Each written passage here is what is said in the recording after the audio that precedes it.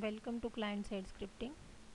Today we are going to start our session with the introduction to frames concept.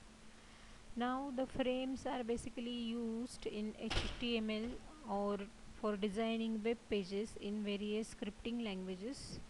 So in this session we are going to see how to create the frames, how we are going to use the frame tag, and how we are going to set various properties of frames. So let's start with the session. Now frames, many times a web page is distributed in number of sections, so that sections are nothing but the frames that are created by the developers using our scripting language. So if it is a situation where in your web pages, if you want to create various sections for handling various data or for displaying various data, then you can use the concept of frames in HTML. Creating the frames in HTML is very easy task. You have to use the frame tag which is already given in HTML, and then that frame tag can be included in our JavaScript tag. So you are going to create frames with the help of HTML, and you can interact and manipulate the frames using JavaScript. So let's see how we are going to do that. So in HTML, all frames contain at least 3 web pages. The minimum web pages created by frames is 3. The first frame surrounds the other frames, and this entire collection is called the frame set. The other frames are within the frame set, and each is referred to as a child. For creating a frame set, HTML is having a frame set tag. The frame set tag can be divided into columns and rows depending on the need.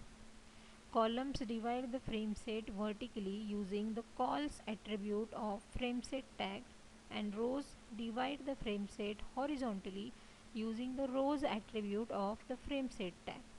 You can set the rows and columns as per your convenience and as per your need in the application.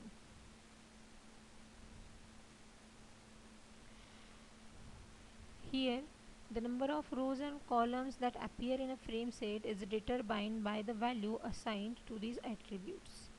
Each column or row is represented by a percentage that indicates that the percent of the frame set that is taken up by the column or row. You can also specify a width and height parameter in the frame set tag. Here you can see the example of how we are going to use the frame set tag. In this example, frame set tag is declared with rows. So here we are mentioning the values for rows as 50% and 50%. It divides the frame horizontally into two child windows evenly, because here we are mentioning the value 50-50. So two rows will be created and it will be divided equally into 50-50. Next is the frame tag.